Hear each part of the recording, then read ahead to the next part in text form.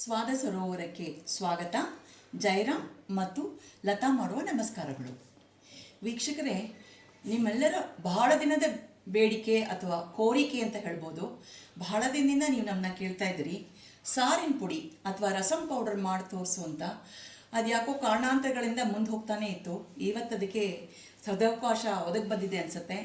ಇವತ್ತು ನಾನು ನಿಮ್ಮೆಲ್ರಿಗೂ ಸಾರಿನ ಪುಡಿ ಅಥವಾ ರಸಂ ಪೌಡರ್ ನಾವು ನಮ್ಮ ಮನೇಲಿ ಹೇಗೆ ಮಾಡ್ತೀವಿ, ನಮ್ಮ ಶೈಲಿಯಲ್ಲಿ ಹೇಗೆ ಮಾಡ್ತೀವಿ ಅಂತ ತೋರಿಸ್ತೀನಿ. ಅದಕ್ಕೂ ಮೊದಲು ನಮಗೆ ಏನೇನು ಪದಾರ್ಥಗಳು ಬೇಕು ಅಂತ ನೋಡ್ಕೊಳ್ಳೋಣ. ನೋಡಿ, ಇಷ್ಟು ಪದಾರ್ಥಗಳು ಬೇಕು. ಇದರಲ್ಲಿ ನಾನು ಬ್ಯಾಡಗೆ ಮೆಣಸಿನ್ಕಾಯಿ ಎಲ್ಲ ಗ್ರಾಮ್ ಲೆಕ್ಕದಲ್ಲಿ ಹೇಳ್ಬಿಡ್ತೀನಿ, ನೀವು ಅಂಗಡಿಲಿ ತೊಗೊಳಕ್ಕೆ ಅನುಕೂಲ ಆಗುತ್ತೆ. ಈ ಬ್ಯಾಡಗೆ ಮೆಣಸಿನ್ಕಾಯಿ 500 ಗ್ರಾಮ್ ಅಂದರೆ ಅರ್ಧ kg. ಗುಂಟೂರು ಮೆಣಸಿನ್ಕಾಯಿ 100 ಗ್ರಾಮ್. ಗುಂಟೂರು ಒಂದು ಸ್ವಲ್ಪ ಖಾರಕ್ಕೆ, ಬ್ಯಾಡಗಿ ಸ್ವಲ್ಪ ನಿಮಗೆ ಕಲರ್ಗೆ. ಇದು 500 ಗ್ರಾಮು, ಇದು 100 ಗ್ರಾಮ್. ಧನಿಯಾ ಅಂದರೆ ಕೊತ್ತಂಬರಿ ಬೀಜ 400 ಗ್ರಾಮ್. ಜೀರಿಗೆ 200 ಗ್ರಾಮ್. ಮೆಂತ್ಯ 200 ಗ್ರಾಮ್. ಮೆಣಸು 100 ಗ್ರಾಮ್. ಸಾಸಿವೆ 100 ಗ್ರಾಮ್. ಮತ್ತು ಒಂದು ದೊಡ್ಡ ಬೆಟ್ಟದ ನೆಲ್ಲಿಕಾಯಿ ಸೈಜಷ್ಟು ಗಟ್ಟಿ ಇಂಗು ಇಟ್ಕೊಂಡಿದ್ದೀನಿ, ಗಟ್ಟಿ ಇಂಗು. ಮತ್ತು ಕರ್ಬೇವಿನ ಸೊಪ್ಪು. ಅರಿಶಿನ ನಾನು ಇಟ್ಕೊಂಡಿಲ್ಲ, ಬಟ್ ನಾವು ಹುರಿತಿರ್ಬೇಕಾದ್ರೆ ಒಂದು 2 ಸ್ಪೂನಷ್ಟು ಅರಿಶಿನ ಹಾಕೋತಾ ಇದ್ದೀನಿ. ಈ ಕರಿಬೇವು ನಾವು ಒಂದು 25 ರೂಪಾಯಿಗೆ ತೊಗೊಂಡೆ. ಇದನ್ನೆಲ್ಲ ಬೇರೆ ಬೇರೆ ಹುರ್ಕೋತೀನಿ. ಬೇರೆ ಬೇರೆ ಹುರ್ಕೊಂಡು ಒಟ್ಟಿಗೆ ಒಂದೇ ಪಾತ್ರೆಗೆ ಹಾಕ್ಕೊಂಡು ಆಮೇಲೆ ಕಡಿಮೆ ಪ್ರಮಾಣ ಇರೋದ್ರಿಂದ ಮನೆಯಲ್ಲಿ ನಾನೇ ಮಿಕ್ಸರಲ್ಲಿ ಪುಡಿ ಮಾಡ್ಕೋತೀನಿ. ನೀವು ಜಾಸ್ತಿ ಪ್ರಮಾಣ ಮಾಡ್ಕೋಬೇಕಂದ್ರೆ ಅದರಂತೆ ನಿಮ್ಮ ಮೆಣಸಿನ್ಕಾಯಿ ಅಳತೆ ಅಂತೆ ನಿಮ್ಮ ಧನಿಯಾ ಮತ್ತು ಬಾಕಿ ಎಲ್ಲ ಪದಾರ್ಥಗಳು ಹೆಚ್ಚಿಗೆ ಮಾಡ್ಕೊಳ್ಳಿ. ಇದನ್ನು ವಿಡಿಯೋನ ನಿಮಗೆ ಪೂರ್ತಿ ಅರ್ಥ ಆಗಬೇಕಂದ್ರೆ ಕೊನೆಯವರೆಗೂ ನೀವು ನೋಡಬೇಕಾಗತ್ತೆ. ಮಧ್ಯದಲ್ಲಿ ಯಾವ ಸ್ಟೆಪ್ಪು ಮಿಸ್ ಮಾಡಬೇಡಿ. ವಿಡಿಯೋ ಪೂರ್ತಿ ನೋಡಿ ಮತ್ತು ನಮ್ಮ ಸ್ವಾದ ಸ್ವರಗಳನ್ನು ಲೈಕ್ ಮಾಡಿ, ಶೇರ್ ಮಾಡಿ, ಸಬ್ಸ್ಕ್ರೈಬ್ ಮಾಡಿ, ನಮಗೆ ಸಪೋರ್ಟ್ ಮಾಡಿ. ಅಡುಗೆ ಮನೆಗೆ ಹೋಗಿ ನೋಡೋಣ ಹೆಂಗೆ ಮಾಡೋದು ಅಂತ. ಇಂಗ್ರೀಡಿಯೆಂಟ್ಸ್ ಎಲ್ಲ ನಾವು ಮತ್ತೆ ಇನ್ನೊಂದ್ಸಲ ಡಿಸ್ಕ್ರಿಪ್ಷನ್ ಬಾಕ್ಸಲ್ಲಿ ಎಲ್ಲ ಡೀಟೇಲಾಗಿ ಹಾಕಿರ್ತೀವಿ. ಸೊ ನಿಮಗೆ ಯಾವ ಕಾರಣಕ್ಕೂ ಕನ್ಫ್ಯೂಸ್ ಆಗೋದಿಲ್ಲ. ಸಾರನ್ ಪುಡಿ ಮಾಡೋಕ್ಕೆ ಮೊದಲು ಮೆಂತ್ಯ ಹಾಕೊಂಡು ಹುರ್ಕೋತಾ ಇದ್ದೀನಿ. ಮೆಂತ್ಯ ಘಮ ಘಮ ಅನ್ನಬೇಕು ಮತ್ತು ಅದರ ಬಣ್ಣ ಬದಲಾಗಬೇಕು. ಹಾಗಾಗಿ ಸಣ್ಣ ಉರಿನಲ್ಲೇ ನಿಧಾನಕ್ಕೆ ಹುರ್ಕೊಳ್ಳಿ. ಮೆಂತ್ಯ ಚೆನ್ನಾಗಿ ಹುರಿದಿದೆ. ಮೆಂತ್ಯ ಸ್ವಲ್ಪ ಕಾಲಾವಕಾಶ ತಗೊಳುತ್ತೆ. ಬಾಕಿ ಜೀರಿಗೆ ಸಾಸಿವೆ ಎಲ್ಲ ಬೇಗ ಬೇಗ ಆಗೋಗುತ್ತೆ. ಸ್ವಲ್ಪ ನಿಧಾನಕ್ಕೆ ಮಾಡಿ. ಈಗ ಇದಾಗಿದೆಯಲ್ಲ, ಇದನ್ನು ತೆಗೆದು ಒಂದು ಬೇಸನಿಗೆ ಹಾಕೊಂಡ್ಬಿಡ್ತೀನಿ.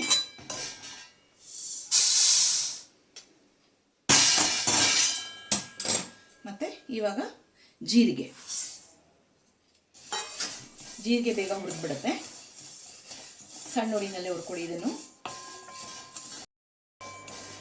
ಜೀರಿಗೆ ಘಮ ಘಮ ಅಂತಿದೆ, ಚೆನ್ನಾಗಿ ಹುರಿದಿದೆ. ಈಗ ಇನ್ನೊಂದು 10 ಸೆಕೆಂಡ್ಸ್ ಆದ ತಕ್ಷಣ ಇದನ್ನು ತೆಗೆದುಬಿಟ್ಟು ಅದೇ ಬೇಸನಿಗೆ ಹಾಕೋತಾ ಇದ್ದೀನಿ. ಹೊಗೆ ಬರಕ್ಕೆ ಬಿಡಬೇಡಿ.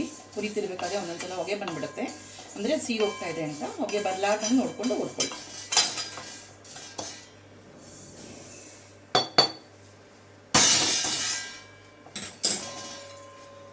ಈಗ ಮೆಣಸು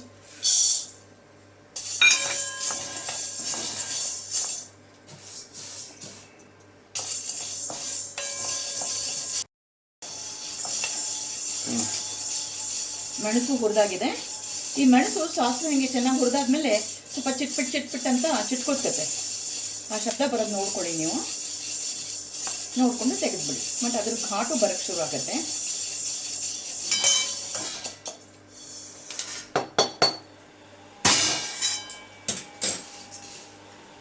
ಇವಾಗ ಇಷ್ಟು ಮೆಣಸಿನ ಪುಡಿಗೂ ಒಂದು 2 ಟೀ ಸ್ಪೂನಷ್ಟು ಅರಿಶಿನ ಇಟ್ಕೊಂಡಿದ್ದೀನಿ.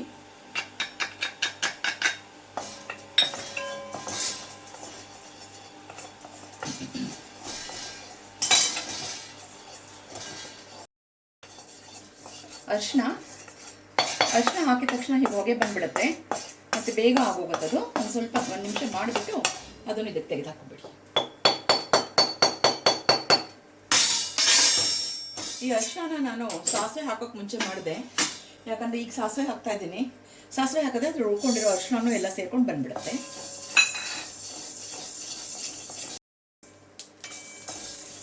ಸಾಸಿವೆ ಚಿಟಿ ಅಂತ ಇದೆ. ಸ್ವಲ್ಪ ಅದು ಬಣ್ಣನೂ ಬದಲಾಗಿದೆ ಮತ್ತು ಇದು ಪರಿಮಳನೂ ಬರ್ತಾ ಇದೆ. ಈಗ ತೆಗೆದುಬಿಟ್ಟು ಮತ್ತೆ ಅದೇ ಬೇಸನ್ಗೆ ಹಾಕೊಂಡ್ಬಿಡ್ತೀನಿ. ಇವಾಗ ನಾನು ಏನು ಕರಿಬೇವು ತೊಗೊಂಡಿದ್ದೆ ಅಂತ ಹೇಳಿದ್ನಲ್ಲ, ಒಂದು 25 ರೂಪಾಯಿಗೆ ತೊಗೊಂಡಿದ್ದೆ. ಅದನ್ನೆಲ್ಲ ಕ್ಲೀನಾಗಿ ತೊಳ್ಕೊಂಡು ಬಿಡಿಸ್ಕೊಂಡು ಚೆನ್ನಾಗಿ ಒಣಗಿಸ್ಕೊಂಡು ಇಟ್ಕೊಂಡಿದ್ದೀನಿ. ನೀರಿನ ಅಂಶ ಒಂಚೂರು ಇಲ್ಲ. ಸೊ ಈಗ ಕರಿಬೇವು ಒಳ್ಳೆ ತರಗೆಲೆ ಒಣಗಿದ್ರೆ ಬರುತ್ತಲ್ಲ ಶಬ್ದ, ಹಾಗೆ ಬರೋ ಹಾಗೆ ಚೆನ್ನಾಗಿ ಹುರ್ಕೋಬೇಕು.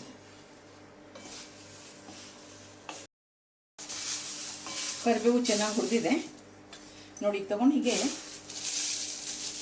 ಪುಡಿ ಮಾಡಿದ್ರೆ ಕೈಯಲ್ಲಿ ಚೆನ್ನಾಗಿ ಪುಡಿ ಆಗೋದು. ಹಪ್ಪಳ ಪುಡಿ ಮಾಡಿದ ಶಬ್ದ ಬರುತ್ತಲ್ಲ ಹಾಗೆ, ಅಂದರೆ ಚೂರು ನೀರಿನ ಅಂಶ ಇಲ್ಲ ಅಂತ. ನೀರಿನ ಅಂಶ ಇದ್ದರೆ ನಿಮ್ಮ ಸಾರಿನ ಪುಡಿ ಅಥವಾ ರಸಂ ಪೌಡ್ರ್ ಏನಿದೆಯಲ್ಲ ಅದು ಕೆಟ್ಟು ಹೋಗುತ್ತೆ. ಸೊ ಸಾಕಿಷ್ಟು ಹುರಿದಿರೋದು. ಈಗ ಇದನ್ನು ಬಗ್ಗಿಸ್ಕೊಂಡ್ಬಿಡ್ತೀನಿ ಅದೇ ಬಾಂಡೆಗೆ, ಅದೇ ಬೇಸನಿಗೆ.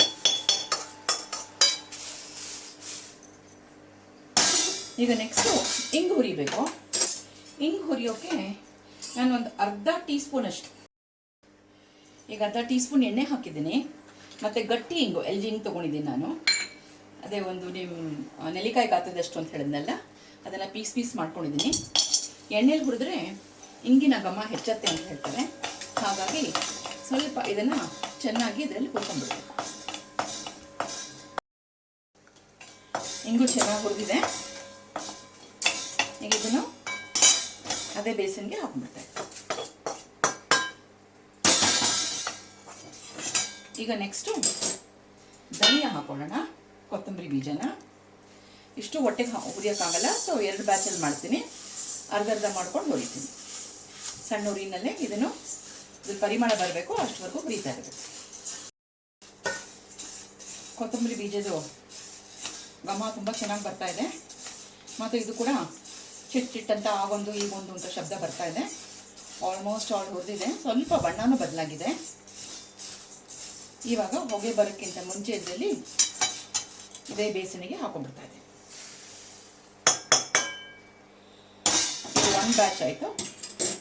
ಇನ್ನೊಂದು ಸ್ವಲ್ಪ ಉಳಿದಿದೆಯಲ್ಲ ಅದನ್ನು ಹಾಕೊಂಡ್ಬಿಡ್ತೀನಿ ಇವಾಗ. ಇದು ಮುಗೀತು. ಈ ಕೊತ್ತಂಬರಿ ಬೀಜ ಚೆನ್ನಾಗಿ ಹುರಿದಿದೆ.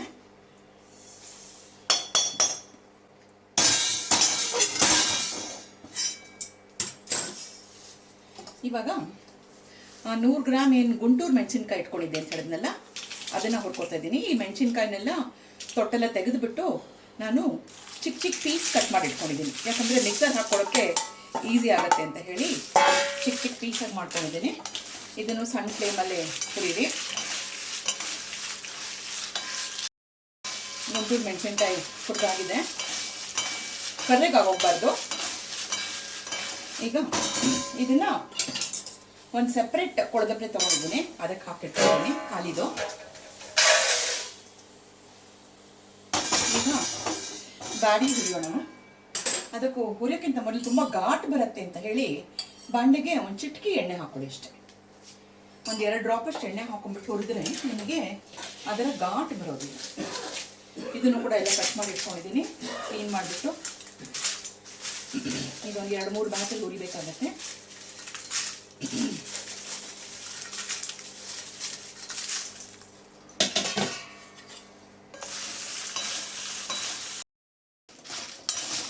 ಮೆಣಸಿನ್ಕಾಯಿನ ಪೂರ್ತಿ ಹುರಿದಾಯಿತು.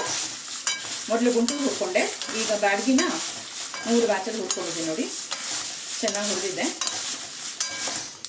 ಈಗ ಗ್ಯಾಸ್ ಆಫ್ ಮಾಡಿಬಿಟ್ಟು ಈ ಮೆಣಸಿನ್ಕಾಯಿ ಎಲ್ಲ ಒಂದು ಬೇರೆ ಕೊಳದೆಬ್ಲೆಗೆ ಹಾಕ್ಕೊಂಡಿದ್ದೀನಿ.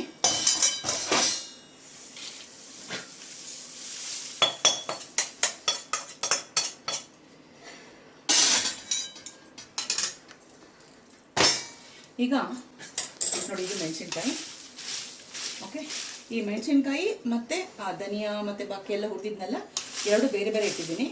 2 ಪೂರ್ತಿ ತಣ್ಣಗಾಗಬೇಕು, ರೂಮ್ ಟೆಂಪ್ರೇಚರ್ಗೆ ಬರಬೇಕು.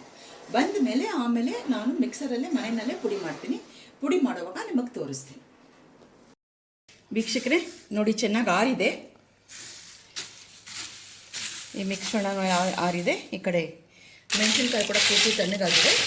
ಇವಾಗ ಇದನ್ನು ನಾನು ಮಿಕ್ಸರ್ ಜಾರ್ಗೆ ಹಾಕ್ಕೊಂಡು ಎಲ್ಲ ಪುಡಿ ಮಾಡ್ಕೊಂಡ್ಬಿಡ್ತೀನಿ. ಮಿಕ್ಸರ್ ಜಾರ್ಗೆ ಹಾಕೋಬೇಕಾದ್ರೆ ನಾನು ಫಸ್ಟ್ ಏನು ಮಾಡ್ತೀನಿ ಅಂದರೆ, ಮೆಣಸಿನ್ಕಾಯಿ ಇದೆಯಲ್ಲ, ಮೆಣಸಿನ್ಕಾಯಿನ ಫಸ್ಟು ಕೆಳಗೆ ಹಾಕ್ಕೊಂಡ್ಬಿಡ್ತೀನಿ. ಅದ್ರ ಮೇಲೆ ಇದನ್ನು ಒಂದು 2-3 ಸೌಟಷ್ಟು ನಿಮ್ಮ ಜಾರ್ ಎಷ್ಟು ಹಿಡಿಯುತ್ತೋ ಅಷ್ಟು ಹಾಕೊಂಡ್ಬಿಡೋದು. ಹಾಕೊಂಡ್ಬಿಟ್ಟು ಇದಕ್ಕೆ ಮುಚ್ಚಳ ಮುಚ್ಚಿಬಿಟ್ಟು ಹೀಗೆ ನುಣ್ಣಗೆ ಪುಡಿ ಆಗಬೇಕಿದು, ನೈಸಾಗಿ ಪುಡಿ ಮಾಡಬೇಕು. ಎಲ್ಲದನ್ನು ಪೂರ್ತಿ ಪುಡಿ ಆದಮೇಲೆ ನಾನು ನಿಮಗೆ ಮತ್ತೆ ತೋರಿಸ್ತೀನಿ ಹೇಗೆ ಬರುತ್ತೆ ಅಂತ. ವೀಕ್ಷಕರೇ ನೋಡಿ, ಮೆಣಸಿನ ಪುಡಿ ಸಾಮಗ್ರಿಗಳೆಲ್ಲ ಚೆನ್ನಾಗಿ ಆರಿತ್ತು. ನುಣ್ಣಗೆ ಪುಡಿ ಮಾಡ್ಕೊಂಡಿದ್ದೀನಿ. ಮನೆಯಲ್ಲಿ ಮಿಕ್ಸರಲ್ಲೇ ಪುಡಿ ಮಾಡಿದೆ. 1.5 kg ಅಷ್ಟು ಆಗಿದೆ. ತೂಕ ಹಾಕಿದೆ ಇವಾಗ ತಾನೇ. ಎಷ್ಟು ನೈಸ್ ಆಗಿದೆ ನೋಡಿ. ಓಕೆ, ಘಮ ಘಮ ಅಂತಿದೆ. ಇದು ನೋಡಿದ್ರೇ ಈಗಲೇ ಸಾರು ಮಾಡ್ಕೊಂಡು ಕುಡಿಯೋಣಪ್ಪ ಅನ್ನಿಸ್ತಾ ಇದೆ.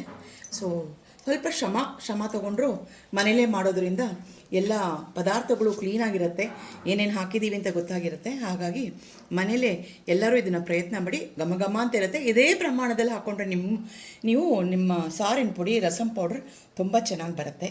ನಮ್ಮ ವಿಡಿಯೋ ಪೂರ್ತಿ ನೋಡಿ, ಯಾಕಂದರೆ ಇದರೊಳಗೆ ಒಂದೊಂದು ಸ್ಟೆಪ್ಪು ಇಂಪಾರ್ಟೆಂಟು. ನೋಡಿ, ಕಡೆಯವರೆಗೂ ನೋಡಿ. ಲೈಕ್, ಶೇರ್, ಸಬ್ಸ್ಕ್ರೈಬ್ ಸ್ವಾದ ಸರೋವರಕ್ಕೆ ಮಾಡಿ. ಧನ್ಯವಾದಗಳು.